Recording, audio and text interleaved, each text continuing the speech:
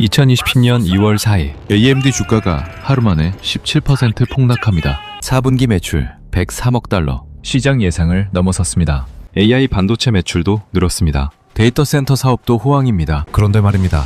주가는 곤두박질 쳤습니다. 17%입니다. 여러분, 17%입니다. 하루 만에 말이죠. 더욱 기가 막힌 건 AMD만이 아니라는 겁니다. 엔비디아도 떨어집니다. 마이크론은 장중 12%대 폭락을 기록합니다. 나스닥 전체가 1.5% 빠집니다. 실적은 좋았는데 왜 주가는 무너진 걸까요? 그리고 이 충격파는 태평양을 건너 한국 증시로 밀려옵니다. 삼성전자, SK하이닉스 투자자들이 불안에 떨기 시작합니다. HBM 호황도 언젠가 끝나는 거 아니냐는 의심이 퍼져나갑니다. 도대체 무슨 일이 벌어진 걸까요? 지금부터 AMD 쇼크 뒤에 숨겨진 진짜 이유를 파헤칩니다. 그리고 이게 당신의 주식 계좌와 무슨 관계가 있는지 밝히겠습니다. 끝까지 집중해 주십시오. 시작하기 전에 구독과 좋아요, 그리고 알림 설정 한 번씩만 부탁드리겠습니다. 여러분의 작은 관심이 더 좋은 콘텐츠를 만드는 큰 힘이 됩니다. 자, 그럼 지금부터 시작하겠습니다. 2월 4일 오전 미국 나스닥 시장이 열립니다. AMD 주가가 보입니다. 전날 장마감 후 4분기 실적을 발표했죠. 매출 103억 달러,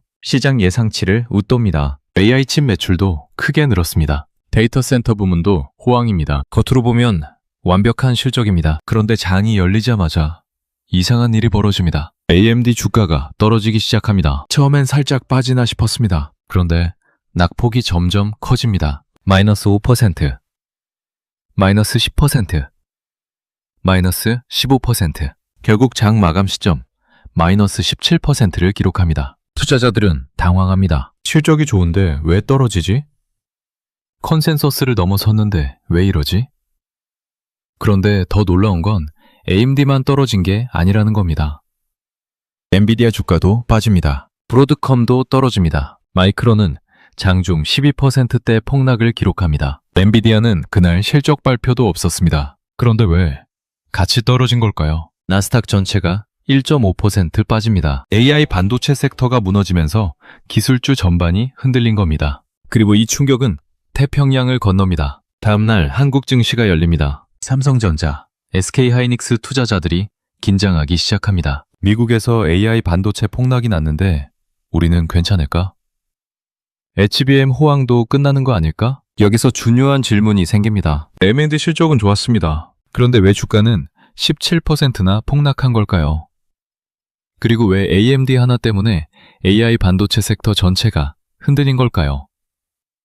여기에 비밀이 있습니다. 먼저 배경부터 말씀드리겠습니다. AMD는 CPU와 GPU를 동시에 만드는 몇 안 되는 회사입니다. CPU는 컴퓨터의 두뇌죠. GPU는 그래픽 처리 장치인데 요즘은 AI 연산에도 쓰입니다. 특히 AI 시대가 오면서 AMD는 엔비디아의 강력한 대항마로 떠올랐습니다. 엔비디아는 AI 칩 시장을 거의 독점하고 있습니다. 점유율이 80%가 넘습니다. 그런데 가격이 비쌉니다. 성능도 좋지만 돈이 많이 듭니다. 그래서 기업들은 대안을 찾기 시작했죠. AMD가 바로 그 대안이었습니다. 엔비디아보다 싸면서도 성능은 괜찮은 칩을 만들었으니까요. 시장은 AMD에게 큰 기대를 걸었습니다. 엔비디아 독주 체제를 깨트릴 회사, AI 시대의 또 다른 승자라고 떠들어댔습니다. 주가도 급등했죠. 지난 2년간 AMD 주가는 2배 이상 올랐습니다. 투자자들은 AMD가 엔비디아처럼 폭발적으로 성장할 거라고 믿었습니다. 그런데 여기서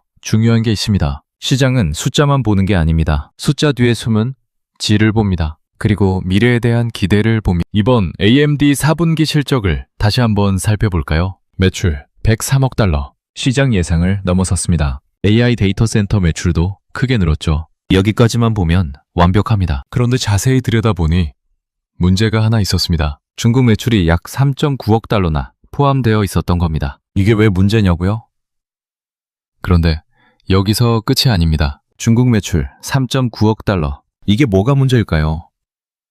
일회성 매출이기 때문입니다. 지속 가능하지 않다는 뜻이죠. 중국은 미국의 반도체 규제 대상 국가입니다. 미국 정부는 중국의 첨단 반도체를 팔지 못하게 막고 있습니다. 그래서 AMD가 중국에 팔 수 있는 칩은 제한적입니다. 성능이 낮은 칩만 팔 수 있죠. 그런데 이번 분기에는 규제가 잠깐 풀렸습니다. 덕분에 AMD는 중국에 칩을 좀 더 팔 수 있었습니다. 3.9억 달러어치를 팔았죠. 그런데 이건 언제든 다시 막힐 수 있습니다. 미중 관계가 나빠지면 규제가 다시 강화됩니다. 그러면 중국 매출은 사라집니다. 투자자들은 이걸 보고 생각합니다. 중국 매출 3.9억 달러를 빼면 실제 매출은 얼마지?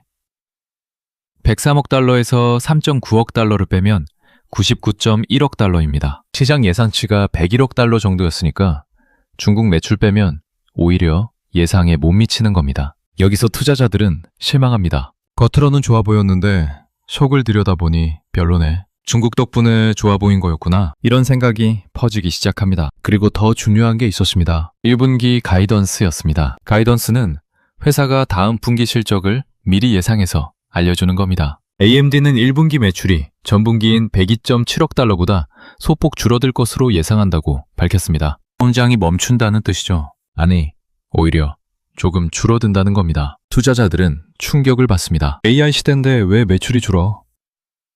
엔비디아는 계속 성장하는데 AMD는 왜 이러지? 그런데 이게 끝이 아닙니다.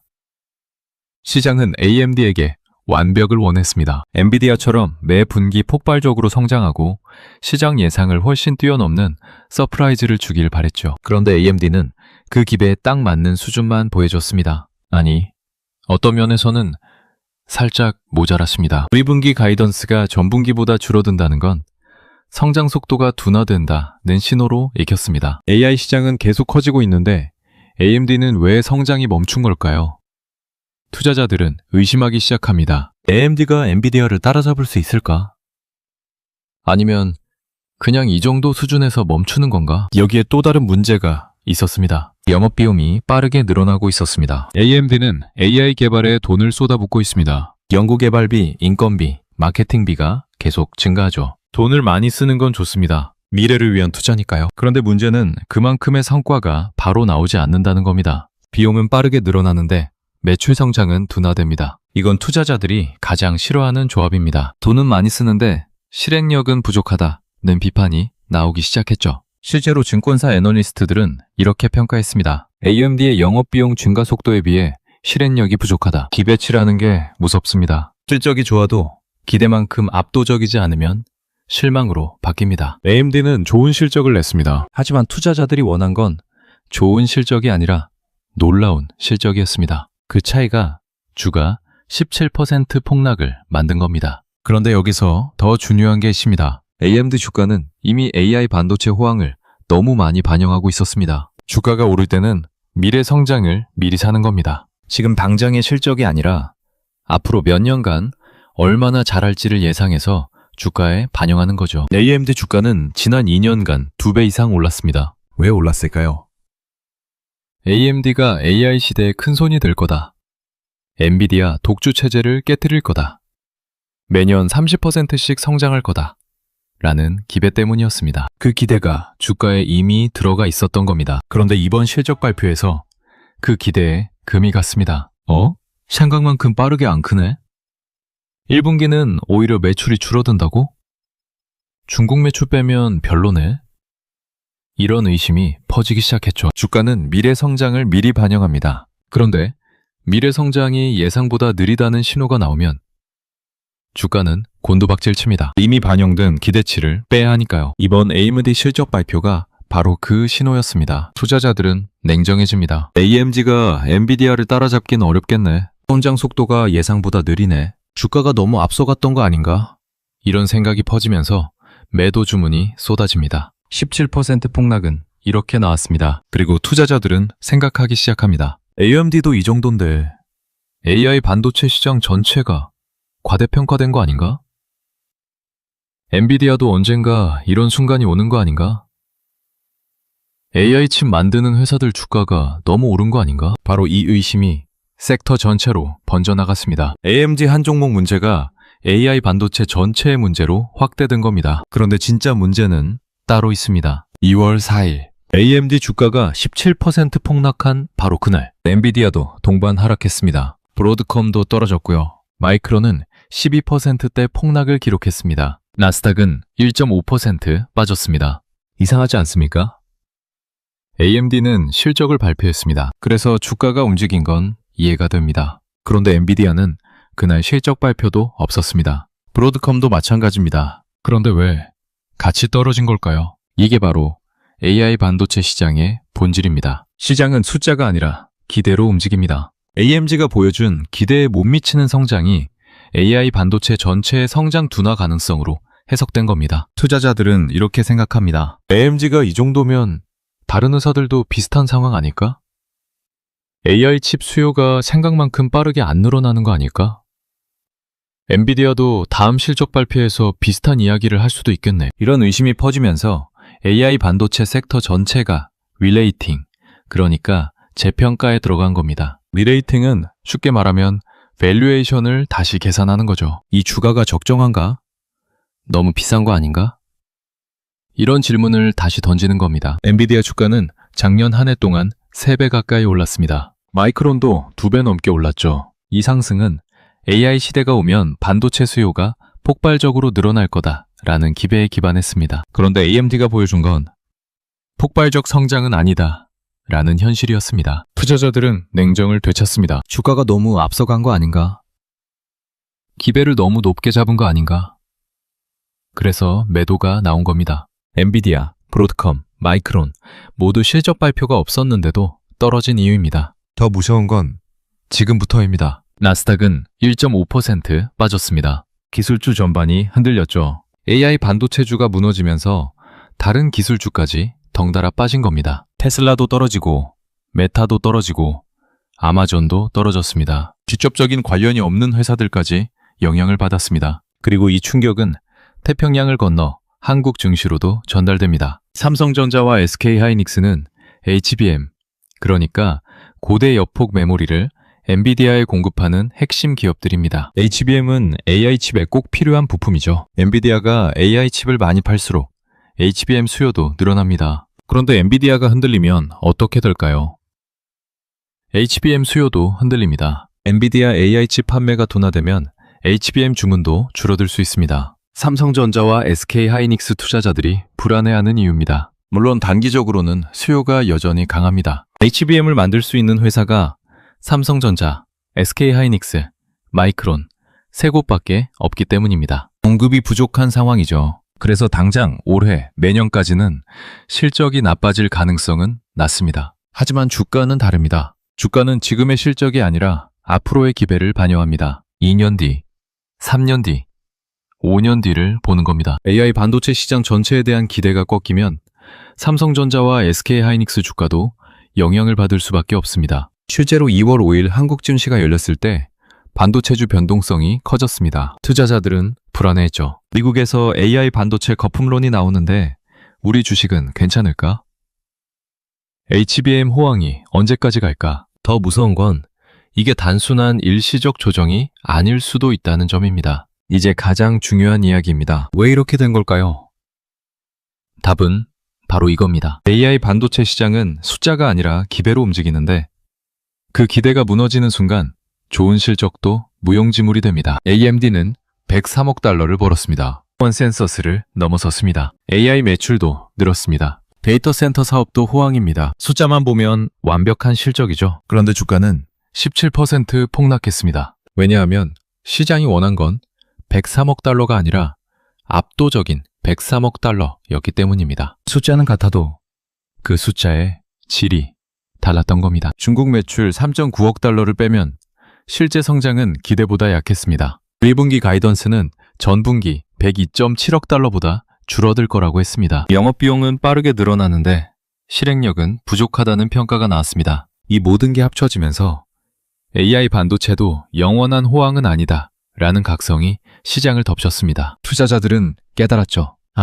우리가 기대를 너무 높게 잡았구나. AI 시대가 온다고 해서 모든 반도체 회사가 엔비디아처럼 성장하는 건 아니구나. AMD 한 종목의 실적 발표가 AI 반도체 섹터 전체에 리레이팅을 촉발한 겁니다. 엔비디아, 브로드컴, 마이크론이 동반 하락한 이유죠. 나스닥이 1.5% 빠진 이유고요. 그리고 이 불안은 태평양을 건너 한국 증시로도 전달됐습니다. 삼성전자와 SK하이닉스 투자자들이 떨기 시작한 겁니다. HBM 호황도 언젠가 끝나는 거 아닐까?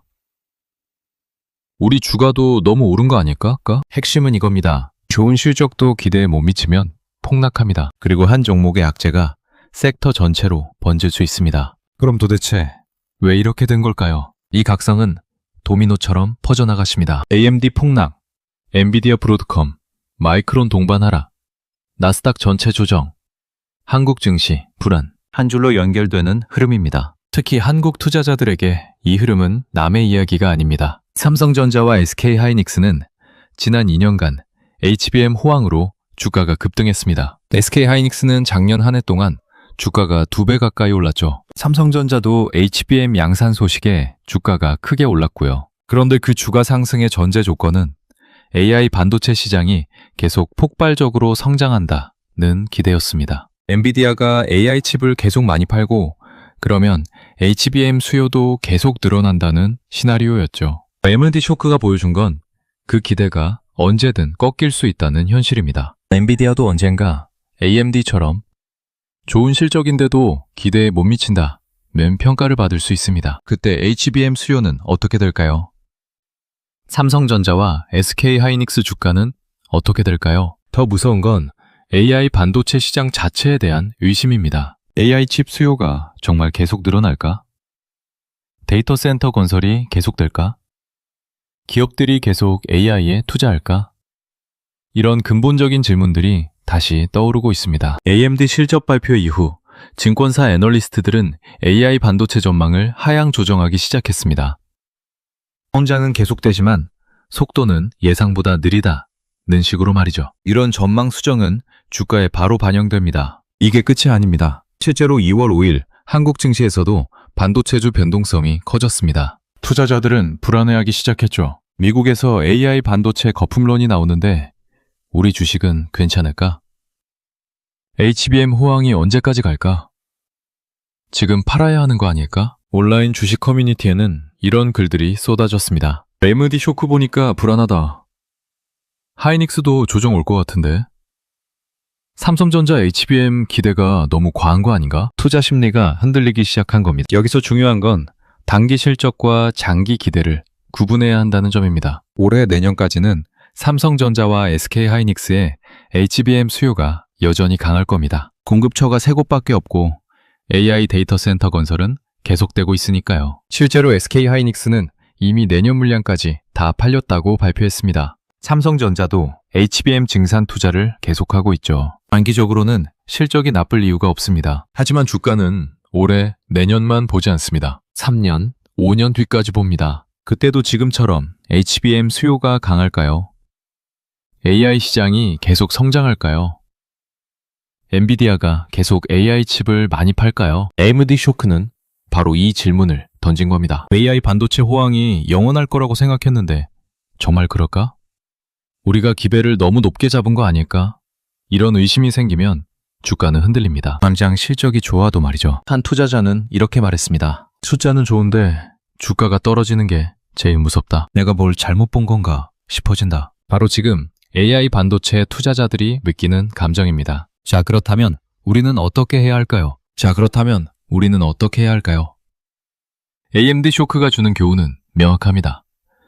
첫째, 기대와 현실을 구분하십시오. AI 반도체 시장은 성장하고 있습니다. 이건 사실입니다. 데이터 센터는 계속 지어지고 AI 칩 수요도 늘어나고 있습니다. 하지만 주가는 그 성장을 이미 많이 반영했습니다. 좋은 실적도 기대에 못 미치면 폭락할 수 있다는 걸 AMD가 보여줬습니다. 투자할 때 이 회사 실적이 좋은가만 보면 안 됩니다. 시장이 이 회사에게 얼마나 기대하고 있는가도 봐야 합니다. 기대치가 너무 높으면 좋은 실적도 실망으로 바뀝니다. 주가는 절대적인 숫자가 아니라 기대 대비 결과로 움직입니다. 둘째, 단기 실적과 장기 밸류에이션을 나눠서 보십시오. 올해 매년 실적이 좋아도 장기 성장 스토리에 의문이 생기면 주가는 흔들립니다. 투자 판단할 때 지금 실적만이 아니라 3년 뒤 이 회사가 어떨지를 생각해야 합니다. 삼성전자와 SK하이닉스 같은 경우 단기 실적은 좋을 겁니다. HBM 수요가 강하고 공급처가 적으니까요. 하지만 3년 뒤에도 지금 같은 호황이 계속될까요? AI 시장 성장 속도가 지금 주가에 반영된 기대치만큼 빠를까요?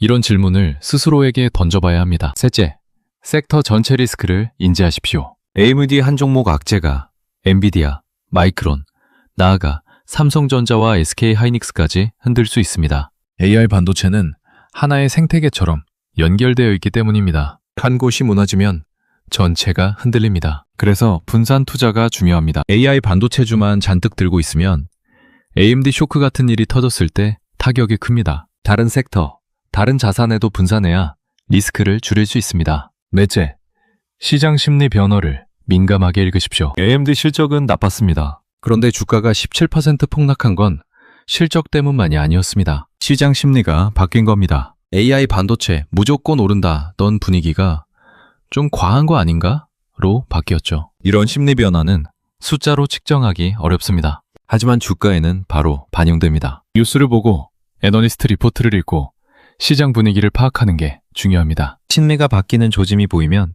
포트폴리오를 재점검해야 합니다. 마지막으로 정리하겠습니다.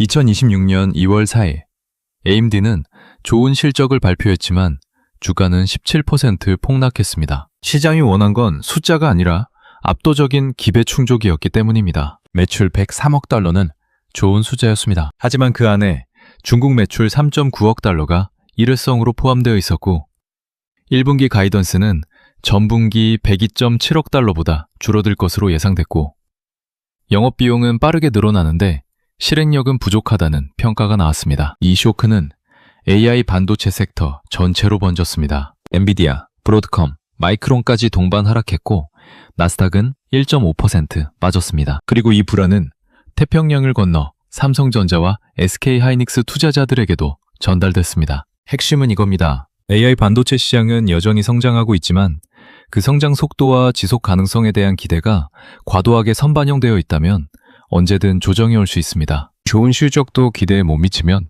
폭락합니다. 단기적으로는 HBM 수요가 강하고 삼성전자와 SK하이닉스의 실적도 좋을 겁니다. 하지만 주가는 단기 실적만 보지 않습니다. 3년, 5년 뒤를 봅니다. 그때도 지금 같은 호황이 계속될지 스스로에게 물어봐야 합니다. 당신은 어떤 선택을 하시겠습니까? 기대에 휩쓸릴 것인가? 냉정하게 현실을 볼 것인가? AMD 쇼크는 우리에게 말합니다. 시장은 숫자가 아니라 기대로 움직인다고. 그리고 그 기대가 무너지는 순간 좋은 실적도 무용지물이 된다고. 선택은 지금입니다.